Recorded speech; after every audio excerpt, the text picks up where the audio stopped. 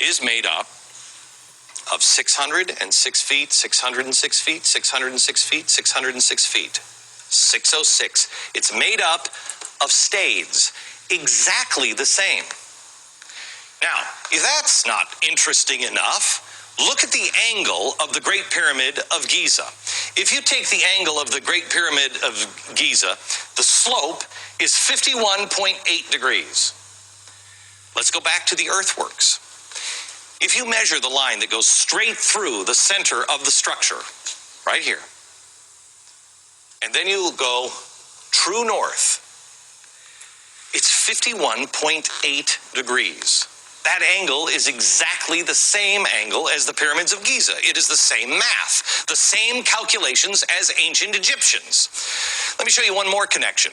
In 1860, David Wyrick, he's a guy who surveyed the Newark earthworks. He was digging into a mound near those earthworks, and he found a wooden coffin made of oak. They opened up the coffin and found a skeleton of a man holding a little box that was about 8.10 inches in size. The box had been cemented shut here. This, by the way, is sitting in Ohio. Well, he opened up the box and he found a little man inside, a little black stone. They took it to scholars and they looked at it. The man seems to be carrying something, and there's writing here at first they couldn't recognize. The writing is, they thought in 1860, some sort of Hebrew. Well, finally, about 20 years later, they found some rabbis living in the area, and the rabbis looked at that, and they could read it. They said it was an old kind of block Hebrew, and it was a rendition of the Ten Commandments. Now, this is another piece. Block Hebrew. They said they'd never seen anything like it. Mainstream archaeologists at the time called this a hoax. But then in 1900, or just about after 1900, in Israel, they found the same block-style Hebrew writing. Mainstream archaeologists still dismissed the findings. They found it in Israel, and they found it in Ohio. But there was another stone that they found that they couldn't argue. This is the Bat Creek stone. It was found during the course of an official Smithsonian evacuation. The Smithsonian didn't understand the meaning of the writing on the stone. They thought it was Cherokee, since it came from Cherokee country. They didn't realize that it's actually Hebrew. They had published this originally upside down. They threw it in a box at the bottom of the Smithsonian, put it in the basement. Many years later, a scholar took it out of the box, looked at it, and went, oh my gosh, it's upside down. It's Phoenician, ancient Hebrew. So what's going on here? What is that about? Where is that history? I'll show you in a few minutes, and we're going to have a conversation, and I'm going to show you some more things that the Smithsonian, science, government, commerce colluded to erase. Shalom. I want to give all honors and glories and praises to Yahweh, Bahashem Yahweh Shai, Bahashem Yahweh Kakodash, Yahweh, which is the one true name of the Heavenly Father, Yahweh Shai, who the world ignorantly calls Jesus Christ, but his one true name is Yahweh Shai, Bahashem, meaning coming in a name. Ba means coming in, Ha means the, Sham means name, Rakah meaning spirit, Kodash meaning holy. Double honors to Yahweh Bahashem Yahweh Shai, and double honors to the elders and the apostles and bishops at Great Millstone, who will well and teach well, because those are the men who I've learned this truth from through the spirit and power of Yahweh Bahashem Yahweh Shai. Peace, blessings, salutations to the hopeful elect, and shalom to you sincere brothers that are scattered abroad, pushing forth this word in truth and sincerity. And shalom to you sincere sisters that's listening in silence, as the scriptures command you to do so. I am the brother Mashiach Irazaka, and pretty much in this lesson, it's going to be titled as Hispanics and Native American Indians, or Native American Indians and Hispanics are Israelites, according to the scriptures. Okay, I just showed you a clip on the news, okay, a while back, it's about 14 years ago, of a man who did a report about the lettering that they found being written in the ancient Phoenician Hebrew. And that proves that Native American Indians are Hebrew Israelites. They are Israelites of the northern kingdom. Okay, the Hispanics and the Native American Indians, okay, they're the Israelites today as well. Okay, they're the northern kingdom. Okay, so we're going to go into this lesson proving that Native American Indians and Hispanics are Israelites. Now, you got other Israelite groups that disagree with that, and they all say and teach that the Israelites are only Negroid descent, which is clearly off. Okay, and we're going to prove in this lesson with scripture as well that Native American Indians and Hispanics are Israelites. Okay, they are Israelites. Okay, and that carving that you seen on the news there with that guy, that's not the only carving. Okay, they found other carvings, in those boxes that he was claiming, and you also have the Lunar Stone. Okay, the Lunar Stone. There's a Lunar Stone that's out in Albuquerque, New Mexico, and it's written in the same exact text. It's written in the same exact language of the Phoenician that's carved into the Lunar Stone. Okay, so Hispanics and Native American Indians are Israelites. Okay, and we're going to prove that in this lesson. All right. Now, again, you have those other Israelite groups that teach that Israelites are only Negroid descent, but they're wrong. Okay, you're totally wrong. All right, and that's what this lesson is going to be about. And Lord willing, this lesson is edifying. All right, so we're going to look at the Lunar Stone. Now, anybody can look this up. You can go on Google. If you want, you can literally go on YouTube and type in the Lunar Stone. But this is the Lunar Stone right here, okay? And it's written in the same exact text as it was written on that stone that they found on that news with that guy, okay? And it's written in the same exact text. So this proves that Hispanics and Native American Indians are Israelites. Okay, they're the Northern Kingdom though. Okay, Gad is the so-called Native American Indians. Issachar is the so-called Hispanics. Okay, you also got Reuben, which is also the tribe of Reuben is the Seminole Indians, right? You have the Seminole Indians, which is Reuben, right? You also have the Zabulon, right, which is the Panama, right? The Panamanians and the Guatemalans, right? You also have the Colombians. You also have the Colombians and Uranians, right? You have Chile. You have the Argentinians, right? These are all of those tribes, right? That I'm just thinking off the top of the head. Okay, you have Ephraim, which is the so-called Puerto Ricans, which are actually Taino Indians, and you have the Cubans, which is also Taino Indians. Okay, which is Manasseh, which is the Cubans. The Cubans are Taino Indians, as well as the Puerto Ricans are Taino Indians. Okay, so these are the tribes. Okay, there's a lot of tribes that make up the 12 tribes of the nation of Israel. Okay, you have the Southern Kingdom, which is Judah, Benjamin, and Levi, which Judah is the so-called Negroes, right? Levi is the so-called Haitians, and Benjamin is the so-called Jamaicans. Okay, that's the Southern Kingdom there. But the Northern Kingdom, you have the Hispanics and Native American Indians, which makes up the rest of the 10 tribes.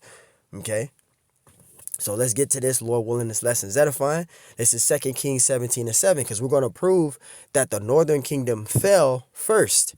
Right, they fell to the Assyrian Empire in 720 BCE, which means before Common Era. 720 to 722 BCE, right? They fell to the Neo-Assyrian Empire, right? And this is during that time, which we're going into.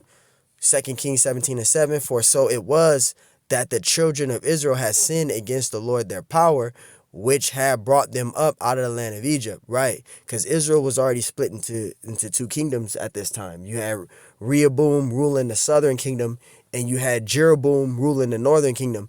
And Jeroboam led Israel astray, causing them to sin, and wind up causing the northern kingdom to completely fall. Now, there was a remnant that was still left of the northern kingdom, but the northern kingdom as a whole had fallen to the Assyrian Empire.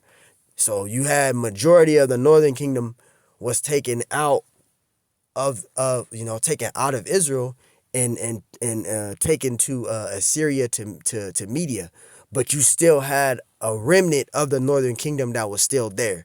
That's why when you go to the Babylonian Empire, the Medo-Persian Empire, the Greek Empire, Roman Empire, that's literally all southern kingdom. But you still had a remnant of the northern kingdom during those times still dwelling there. But majority of those captivities was the southern kingdom, because the northern kingdom fell already. The southern kingdom was left. All right, continuing. And it says, verse 7, for so it was that the children of Israel had sinned against the Lord their power, which had brought them up out of the land of Egypt from under the hand of Pharaoh, king of Egypt, right, and had feared other gods, right? Verse 8, it says, and walked in the statutes of the heathen. And that's what Israel did, right? It says, whom the Lord had cast out from before the children of Israel, and of the kings of Israel, which they had made. Verse 9, and the children of Israel did secretly those things that were not right against the Lord their power, and they built them high places in all their cities, from the tower of the watchman to the fenced city. Verse 10, and they set them up images and groves in every high hill and under every green tree, right? This is what Israel did. Verse 11, it says, and they burnt incense in all the high places, as did the heathen, whom the Lord carried away before them, and wrought wicked things to provoke the Lord to anger. They started worshiping other gods, right? Verse 12. And it says, for they served idols, whereof the Lord had said unto them, ye shall not do this thing. Verse 13, yet the Lord testified against Israel and against Judah. See, Israel and Judah. Israel is the northern kingdom, okay? And Judah is the southern kingdom, right? By all the prophets and by all the seers, which a seer is a prophet, saying, turn ye from your evil ways and keep my commandments and my statutes according to all the law which I commanded your fathers, and which I set to you by my servants the prophets. Salakia, verse 14. Notwithstanding, they would not hear, but harden their necks, like to the neck of their fathers that did not believe in the Lord their power. Verse 15. And they rejected his statutes and his covenant. You see that? We broke the old covenant. It says, in his covenant that he had made with their fathers, and his testimonies which he testified against them, and they followed vanity and became vain, and went after the heathen that were round about them, concerning whom the Lord had charged them, that they should not do like them. Right. Our forefathers broke the old covenant. They started following the way of the heathen, and they started becoming like the heathen.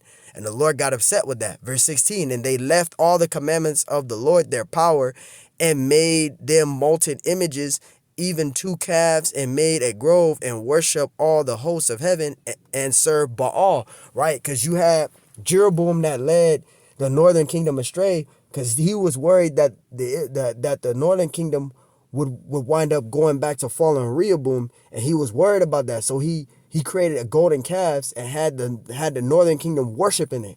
Jeroboam caused Israel to fall. He created golden calves and had Israel worshiping Baal. Had them worshiping Baal. Baal is a Canaanite god. He had them worshiping it, causing them to fall. That's what caused the northern kingdom to fall. It says, and they caused their sons and their daughters to pass through the fire, and used divinations and enchantments, and sold themselves to do evil in the sight of the Lord, to provoke him to anger, right? Verse 18, therefore the Lord was very angry with Israel, the northern kingdom, right? And removed them out of his sight. You see that? So the northern kingdom fell first. So it was the southern kingdom left. It says, and there was none left but the tribe of Judah only, the southern kingdom. The southern kingdom. Jerusalem is his capital, and Judah is the southern kingdom. Okay? So Judah is the southern kingdom, right? It says, and there was none left but the tribe of Judah only, the southern kingdom. And it says, also Judah kept not the commandments of the Lord their power, but walked in the statutes of Israel which they made, which was worshiping Baal and worshiping the golden calf and worshiping false gods. That's what caused the nation of Israel to fall as a whole. All right. Verse 20, it says, and the Lord rejected all the seed of Israel. You see that? All the seed of Israel. And afflicted them and delivered them into the hand of the spoilers, until he had cast them out of his sight. Verse 21, for he reigned Israel from the house of David, and they made Jeroboam the son of Nebat king, because Jeroboam was the king of the northern kingdom, right? It says, and Jeroboam drave Israel, the northern kingdom, from following the Lord and made them sin a great sin, worshiping other gods, right? It says, verse 22, for Israel, it says, for the children of Israel walked in all the sins of Jeroboam, which he did, they departed not from them. Verse 23, until the Lord removed Israel out of his sight. So the southern kingdom was left, right? As he had said by all his servants, the prophets, so was Israel carried away out of their own land to Assyria unto this day. You see that? So the northern kingdom fell first, but Judah was left. Okay, Judah was the only one left.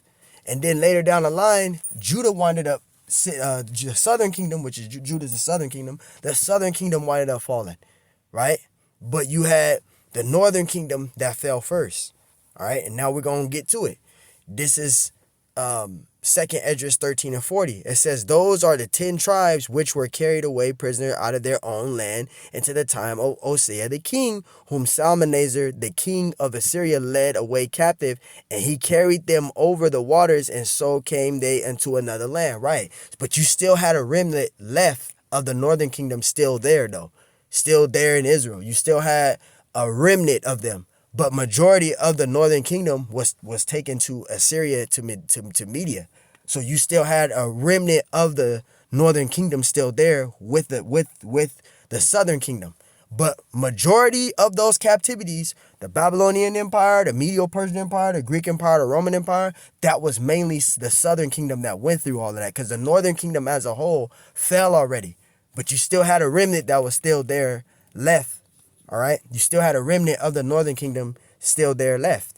All right, verse 41. But they took the counsel among themselves that they would leave the multitude of the heathen and go forth into a further country where never man can dwell. Right, so they revolted against the Assyrian Empire. Okay, they revolted against the Assyrian Empire and went to a land where no man dwelt. Okay, lock it. Salaki, still under the weather a little bit. It says, read it again, verse 41. But they took this counsel among themselves that they would leave the multitude of the heathen and go into a further country where never mankind dwelt. Right? Verse 42. It says that they might there keep their statutes, which they never kept in their own land. Right? They went to a land where no man dwelt. Right? Verse 43, and they entered into Euphrates by the narrow places of the river, right? So the northern kingdom, you had the northern kingdom, they were able to navigate the stars, etc., to know what location they were going to. And the Lord calmed down the water so they can be able to get to where they were trying to get to when they went to that land where no man dwelt, right? The northern kingdom did.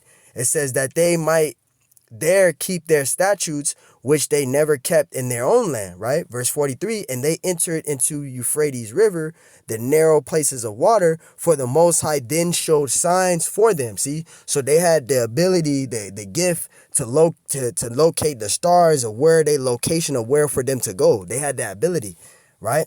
So the Most High gave them signs. They used the stars to be able to navigate and locate the area that they were headed to. It says, for the Most High showed them signs for them and beheld still the flood, right? The water, right? Till they were passed over. Verse 45, for through that country there was a great way to go, namely of a year and a half, and the same region is called Azareth, and that's the land that they went to. They went to a land where no man dwelt, where no mankind dwelt. That's the land of Azareth, which is called America today. That's the place that they went. And when they went there, they remained dwelling there. Okay? So that's where the so-called Native American Indians went. That's where the so-called Hispanics went. They went to a land where no man dwelt, which is the land it's called Azareth, which is now called today America. That's where they went. Okay? So when you go to the Babylonian Empire, Medo-Persian Empire, Greek Empire, Roman Empire, that's all Southern Kingdom that went through that. Now, you had a remnant that was still there, yes, of the northern kingdom. There was a small remnant there, right? But majority of those captivities was southern kingdom, Majority of those captivities that I just named, from the Babylonian Empire all the way down to the Roman Empire, that's Southern Kingdom that went through that. It says, then dwelt they there until the later time, and now when they shall begin to come. And there you go. So we proved it in the scriptures. Okay, the so-called Native American Indians and the so-called Hispanics today, Hispanics, or you want to call them Mexicans, Hispanics, are Israelites. They are Israelites, and they are of the northern kingdom. Okay, as you see right here, Judah, Benjamin, and Levi. Judah's the Negroes. Benjamin is West Indians, which is the Jamaicans, right? And you have Levi, which is the Haitians. Now, when you go to the Dominicans, Guatemalans, Panamanians, Puerto Ricans, Cubans, Northern American Indians, Seminole Indians, the Argentinians and Chileans, the Colombians and the Uruguayans and the Mexicans, that's all the Northern Kingdom there. And those consist of the 10 tribes of Israel. You see that? So those is the Northern Kingdom, okay? So the so-called Hispanics and the so-called Native American Indians are Israelites. They are Israelites, man. We showed you in the news clipping, and we showed you the lunar stone, and we also went into prophecy in the scriptures. So there you go. Native American Indians and Hispanics are Israelites. And if you don't believe that, that's on you. But we gave you proof of secular information of the news, reporting it, and also of the lunar stone and the scriptures. So you don't have nothing to back that up with. So, hey, Lord willing, this lesson was edifying. We prove that Native American Indians and Hispanics are Israelites. Lord willing, this lesson was edifying. On to the next one. Shalom.